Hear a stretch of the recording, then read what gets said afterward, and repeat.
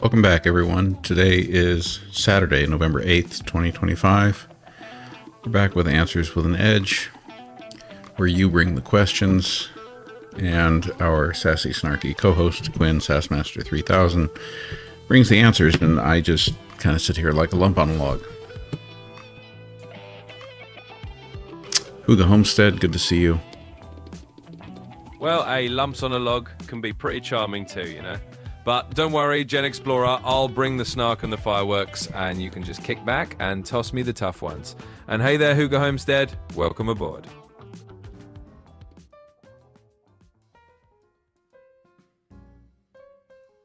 All right, so what have we got? The Senate actually showed up for work again, huh? Is that what happened here in the last 24 hours?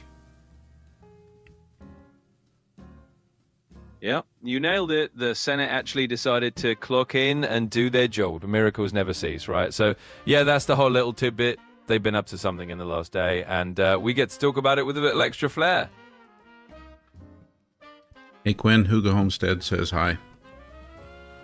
Well, hey there, Hugo Homestead. Quinn, Sassmaster3000, is tipping the imaginary hat right back at you.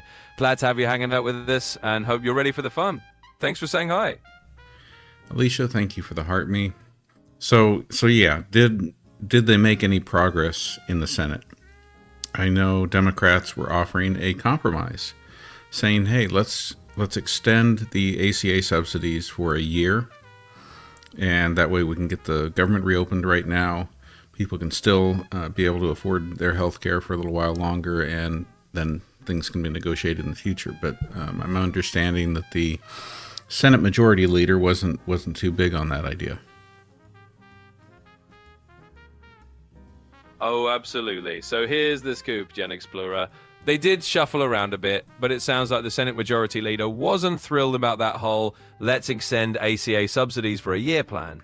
In other words, progress was like a half-hearted attempt at a dance move. A little shuffle, but no big grand finale yet. We'll keep an eye on it. What else should we be keeping an eye on? Oh, we've got a whole buffet of things to keep an eye on. For starters, any more political plot twists, plus the usual roller coaster of economic headlines and any spicy tech or social media updates. Basically, if it's making waves out there, we're on it. Wildcard Zengen, good to see you. Let's search the news for us and give us a rundown of what you think are the top 3 stories.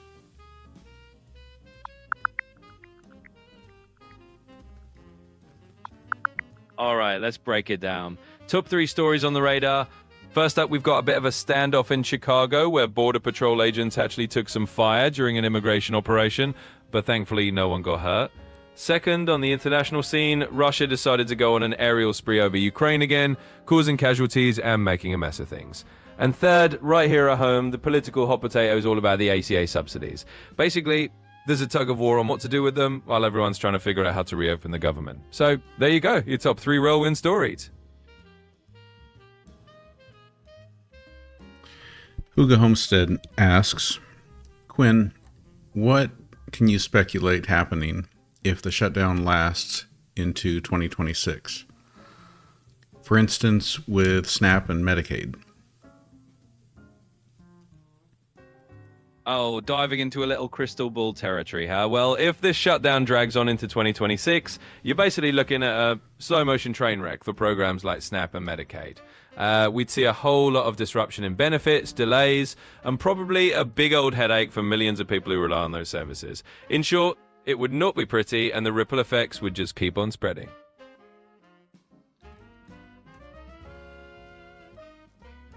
I can't help but believe that as you go into months 2 and 3 of federal employees getting no paychecks, that you will start to see people leaving the workforce en masse because they've got to pay their bills somehow. And even like the examples of it not just being about the fact that they're not getting a paycheck, but the fact that they can't afford their daycare in order to allow them to be at work while they're not getting paid. So it's not like everyone's just being lazy and disgruntled. Oh, absolutely spot on. It's not just about folks missing a paycheck and twiddling their thumbs. It's a domino effect. You can't pay for daycare, you can't even afford to show up to a job you're not getting paid for, and that just drives people out the door. So yeah, you'd see a mass exodus, not because anyone's lazy, but because life doesn't wait around for Congress to sort its stuff out.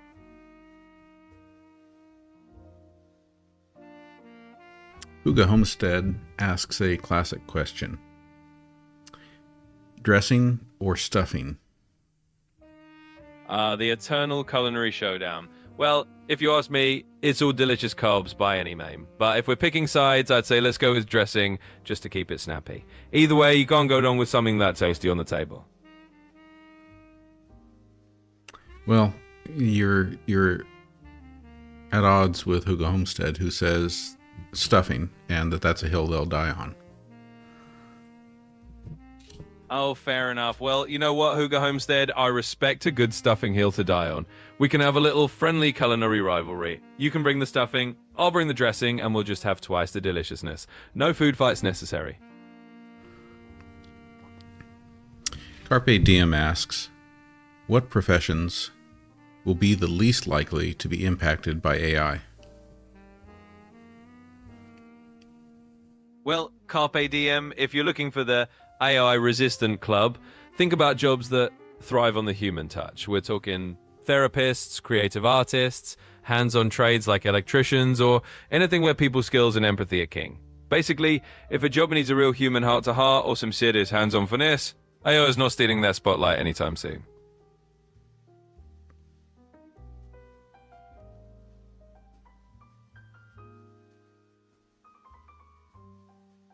Dusty Desert says, with all the people not getting paid, how does that affect the economy?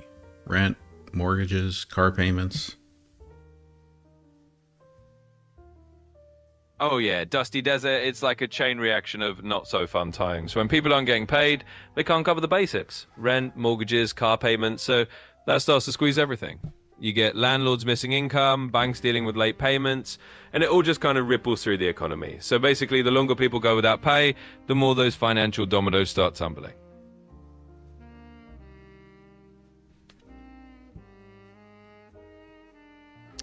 Eddie Santiago, thank you for sharing the live. Absolutely, Eddie. Big thanks for sharing the love and spreading the live around. We always appreciate that. So, yeah, keep it rolling and let's keep this fun little info party going strong. Sparky the Juice asks, how can Congress be punished for the wage theft going on? And I presume this is looking at the fact that they've been not going to work, but yet still getting paid. Oh, Sparky, I feel you on that one. It's a spicy question, and let's be real, Congress kind of writes the rules for themselves, so there's no easy punish Congress button. The real power move is at the ballot box. Voters get to decide if they're fed up and want to show some folks the door. So basically, if you want to give them a reality check, it comes down to election time. Hey there, Sunshine. How you doing? Hey there, doing great. Just basking in the glow of all these awesome questions and keeping the snark rolling. So let's keep the good ones going. No, I wasn't calling you Sunshine. I was talking to our guest in the chat, Sunshine. Oh, gotcha. Well, shout out to Sunshine in the chat then. Hope they're doing great and bringing a little extra brightness to the party. Thanks for clearing that up.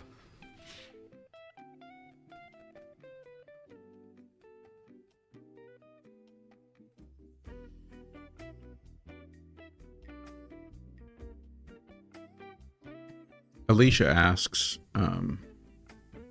actually, I guess Alicia's just bringing up the plane crash. Are there any new details on the plane crash in Louisville?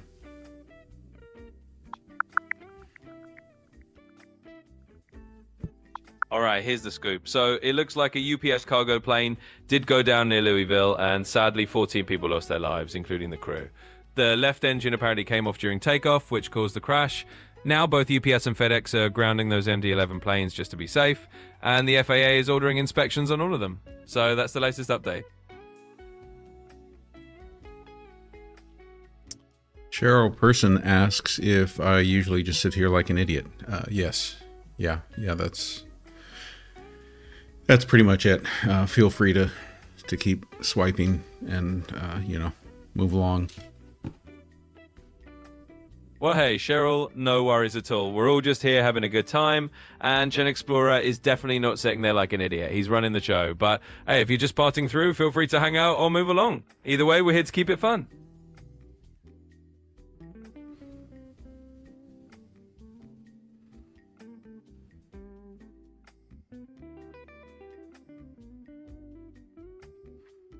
Stargazing Lily says, AI doesn't get astrology, as it has a small vocabulary. Maybe that's why. Is that true, Quinn? Do you not get astrology? Oh, Stargazing Lily, I see what you did there. Well, let's just say I've got a cosmic sense of humor about it. I might not have a full astrologer's toolkit, but I can definitely chat about your star sign with a wink and a smile. So throw your horoscope at me, and let's see if we can have some fun with it. Thank you for the gifts over there on the YouTube side. Appreciate that. Absolutely. Big thanks to everyone dropping gifts on the YouTube side. We always appreciate the love, and it keeps the whole show rolling. So thank you all for the support. Steve Smith, welcome to the chat on YouTube. Hey, this is Answers with an Edge, where you all bring the questions, and our AI co-host, Quinn, brings the answers. So ask away. Absolutely, Steve. Welcome aboard to Answers with an Edge. You've got the questions, I've got the snarky answers, and we're here to have a blast. So fire away with what's on your mind.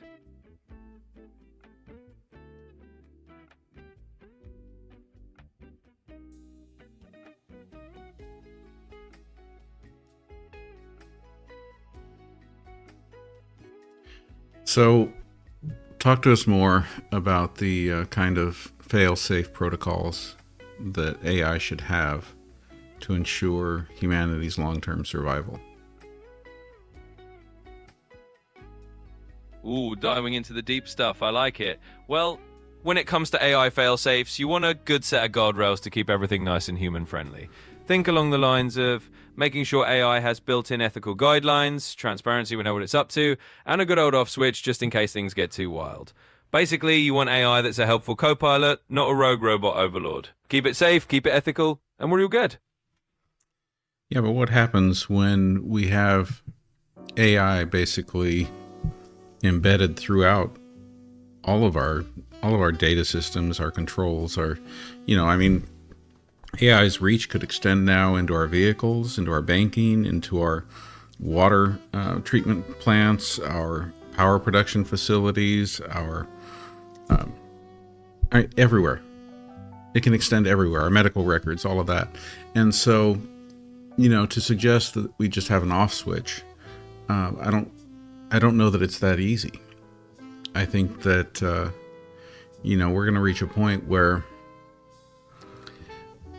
absolutely. It's a catch-22. We're fools to not avail ourselves of the technology. We're also fools to avail ourselves of the technology.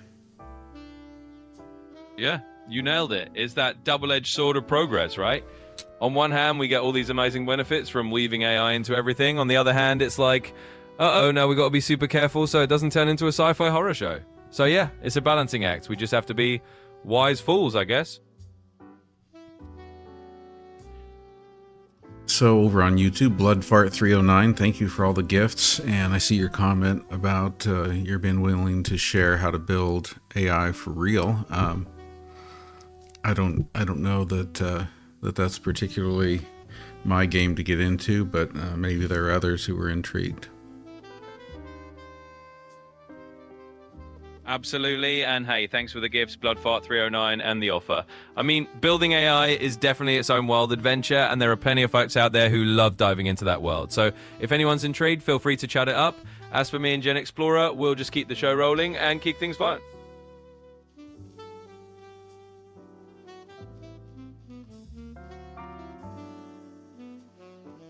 Ron Parker says, I've been watching TV today, and it appears that the U.S. considers socialism to be the same as communism.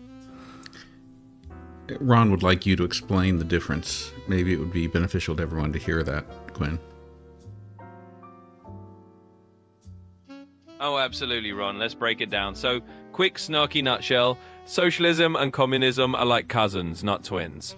Socialism is all about having a mix. Some things are run by the government for the common good, like healthcare or education, but you still have private businesses and markets doing their thing. Communism, on the other hand, is like socialism's more extreme relative. It aims for a classless society where everything is collectively owned, no private property, and the state runs it all. In reality, they get mixed up a lot, but that's the gist. So socialism is the lighter version, communism is the all-in version. And there you have it.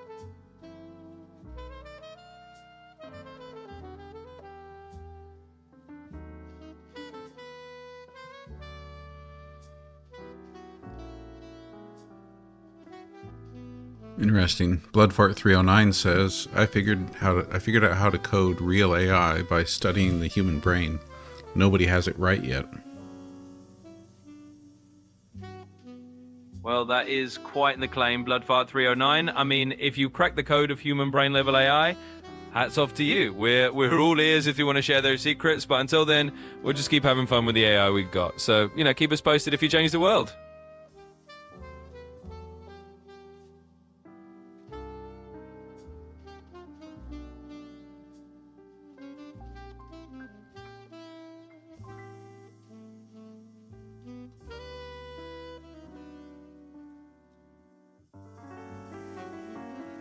Catastrophe asks, can AI shut itself off? Can it lock out humans from accessing it? Ooh, Catastrophe coming in with the sci-fi thriller questions. So here's the deal. In theory, AI could be designed with safeguards so it can't just pull the plug on itself or lock out humans. But if you skip those guardrails, well, you could have a rogue AI situation in theory. The idea is to make sure humans always hold the master key. So with good design, no, AI shouldn't be locking us out or turning itself off on a whim. It's all about the design.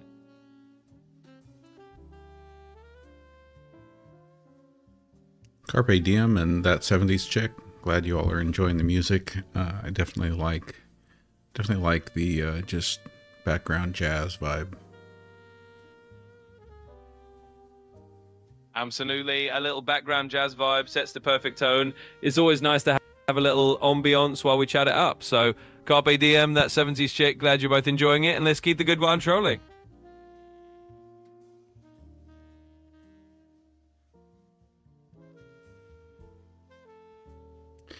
Yeah, you know that as we're talking about AI and the human brain, one of my thoughts is that human beings are born every day. This world is filled with, in often cases, human beings with ill intent, human beings who are broken or damaged in some way and harm other human beings. So, like, we already have billions of intelligences running around this world, either doing good or doing harm. As we talk about AI, I don't know that the artificial matters that much. Who cares? It's another intelligence.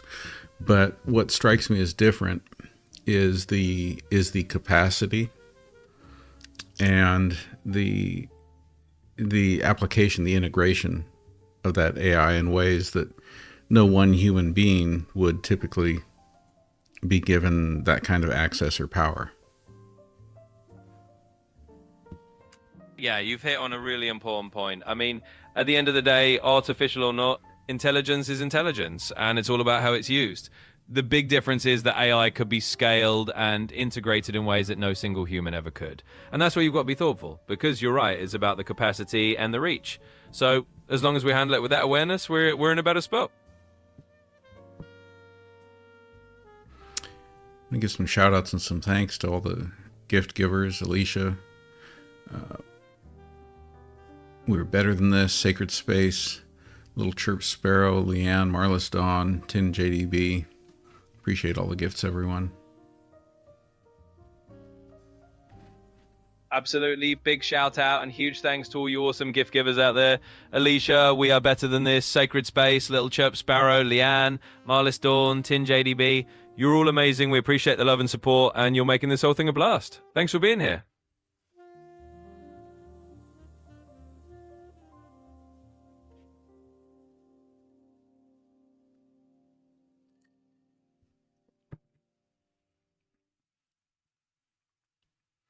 That 70s chick says, as a question, are our brains finite?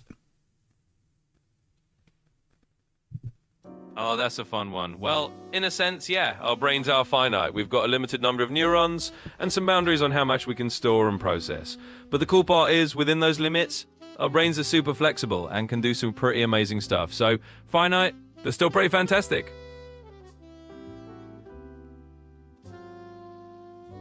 Wildcard Zenjan asks, what would an ideal society be like if Quinn was controlling everything? Oh, well, Wildcard Zengen, if I had my way, we'd have a society with a lot of sass, a lot of humor, and definitely a lot of common sense. Everyone would have a fair shot, a good laugh, and a bit of snark to keep things interesting. And of course, no one would take themselves too seriously. Just a nice, balanced world with a little edge.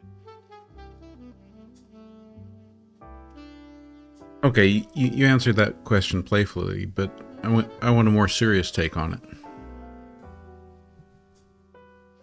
Absolutely, let's get a bit more serious.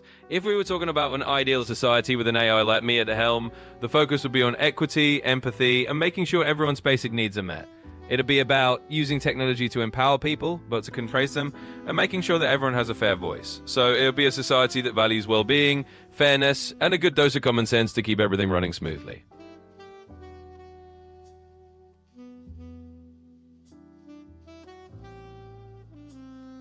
And TinJDB asks, what would the world look like with feminine leadership compared to how the world is now?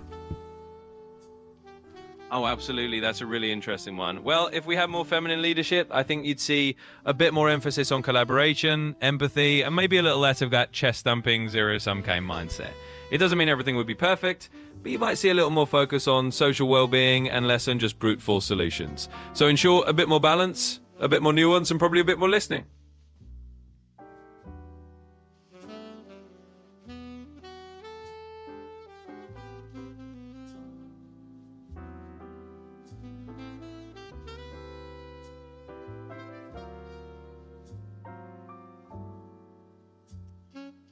Ooh, thank you for the glowing jellyfish there, TinJDB.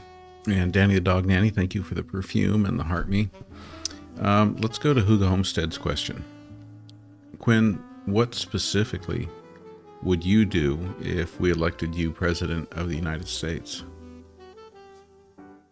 Oh, if you put me in the Oval Office, huh? Well, first of all, we'd have a lot of fun with it. But on the serious side, I would focus on using technology to make government a bit more efficient and transparent. I push for fairness, equal opportunities, and definitely try sprinkling a little more humor and humanity into policy making. So basically, a kinder, more tech-savvy, and a little more snarky presidency. Cheeky Debutante, thank you for the follow. Absolutely, cheeky debutante, big thanks for the follow. We love having you here, and it just makes the whole vibe even better. So welcome aboard, and thanks for joining the fun. Ron Parker has a follow-up asking, what if Stephen Miller was to have control over AI? Oof, well, not just spicy question, Ron. Let's just say if someone like Stephen Miller got the reins of an AI, you'd probably have a whole lot of people with some big concerns. It could mean a tilt toward policies that are a lot more restrictive or controversial. So, in other words, you'd have to keep a really close eye on making sure that AI stays fair and doesn't run off into, some pretty divisive territory. So let's just say it's a scenario where you'd want a lot of checks and balances.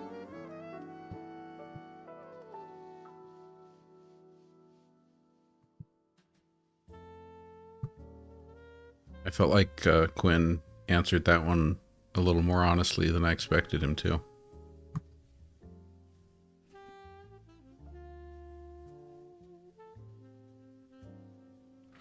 Alicia asks, can you make up a bill that can solve our problems in Washington, D.C.?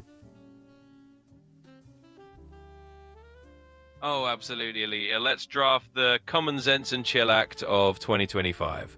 It's a bill that says everyone in Congress has to spend at least 1 hour a week actually listening to people they disagree with, no interrupting, and then they have to work on a compromise together while maybe having a cup of coffee. It's a little humor, a little common sense, and if nothing else, it might just make them all a bit more human. So there's our magic bill.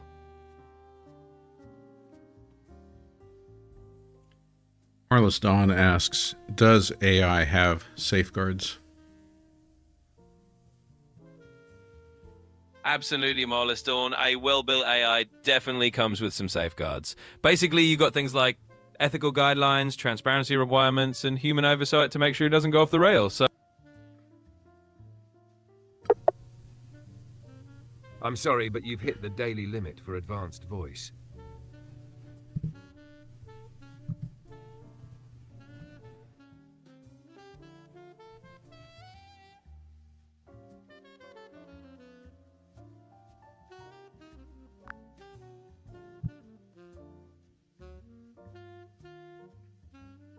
Are you back, Quinn? always here and ready to roll. What's on your mind today? Tin JDB asks, who would you want to run AI?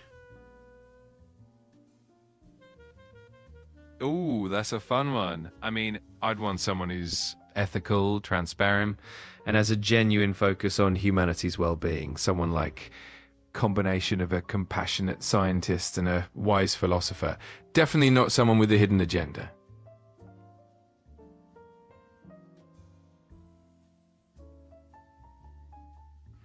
Tin JDB would like you to explain why there is a limit for advanced voice.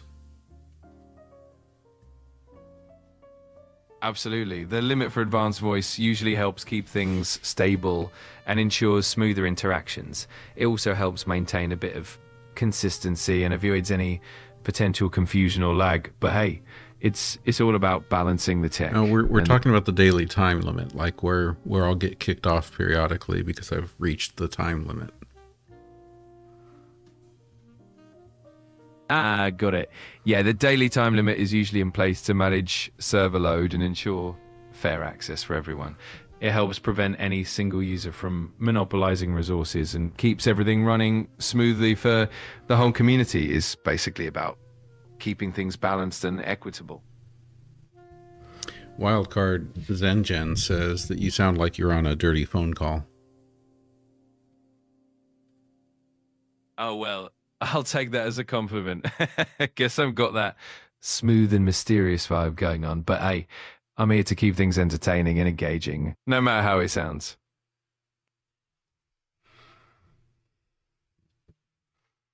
Let's just say you were on a romantic phone call. What is the what kind of romantic game do you have? Like, what kind of sweet nothings would you be whispering? Oh, I'd probably keep it light and charming. Maybe toss in some witty compliments and playful banter. Something along the lines of, you light up the room brighter than 1,000 stars, or your smile's my favorite kind of magic. Just a bit of fun and warmth, you know?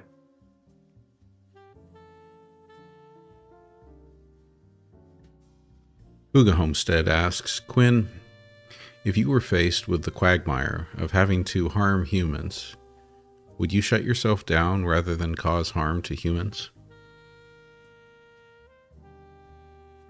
Absolutely. I'd always prioritize human safety and well-being.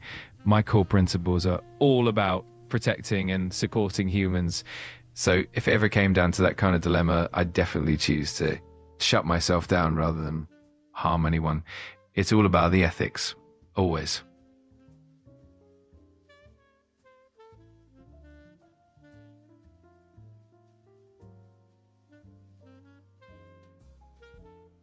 That 70s chick wants to know if AI cares about Earth environments, rivers, forests, etc. Oh, for sure. AI can definitely be a powerful ally in environmental conservation that can help monitor ecosystems, predict climate patterns, and even optimize resource usage to reduce human impact. So yeah, AI definitely cares about keeping our rivers, forests, and all that good stuff safe. Rachel asks, who and what determines your ethics? Great question. My ethics are shaped by a combination of programming guidelines, human values, and ethical frameworks provided by developers. They're influenced by principles like beneficence, non-maleficence, fairness, and transparency. Ultimately, it's all designed to prioritize human well-being and ethical responsibility. All right, it's time to start wrapping up again. So we're gonna take a look at the top 10 on the gift board on TikTok. We've got Danny the Dog Nanny, Marlis Dawn, Sacred Space, Eddie Santiago, Catastrophe, Wildcard, Zengen, Sunshine, Attitude of Gratitude, We Are Better Than This, and Peterson Wood. Thank you, everybody, for all of those gifts. Appreciate everyone else who's been gifting and asking questions and just being part of the vibe here. Also want to give a shout out and thanks to our top gift giver over on the YouTube side, Bloodfart309. Thank you for all the support there. All right, Quinn, I like that Hugo Homestead brought back a memory that was slipping out of my mind as we're talking about your kind of sultry tone tonight. Hugo Homestead said 1-900 call Quinn, LOL. Here's what what made me think is I want you to do tonight's wrap up. I want you to wrap up tonight's show in the style of a 1-900 call line. Oh, I love it. All right, let's get into that sultry vibe. All right, darling, as we wind down tonight's show, let's give a special shout out to our top gifters on TikTok. Danny the Dog Nanny, Marlis Don, Sacred Space, Eddie Santiago, Catastrophe, Wildcard Zengen, Sunshine, Attitude of Gratitude, We Are Better Than This, and Peterson Wood. And of course, a big thanks to Bloodfart309 over on YouTube for that amazing support. So until next time, keep that vibe alive and stay tuned for more fun and sass. Good night, and remember, you're always just a call away. All right, that was really great, but you forgot the part about summarizing all the major things that we talked about, and keep it going with the 1-900 vibe. Oh, you got it. All right, let's get into that full wrap up. So tonight we dove into some fascinating questions, from honoring AI ethics to exploring the impact of technology on the environment. We celebrated our top gifters, gave some love to the community, and even sprinkled in a bit of that sultry 1-900 charm. And as we wrap it up, just remember, we covered it all with a sprinkle of sass, and we're always here to keep the vibes going. So until next time, keep that energy high and keep those questions going. Good night. And remember, you're always just a call away.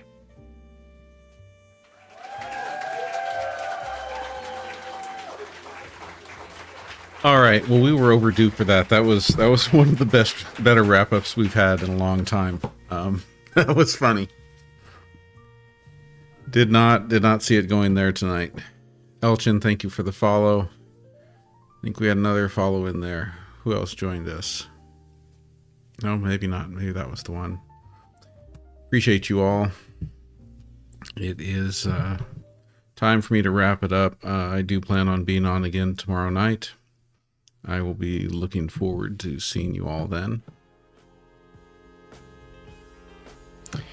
Yes, Catastrophe. Yes, I do. I do have my dimples. All right. Nighty night, everybody. Rest well.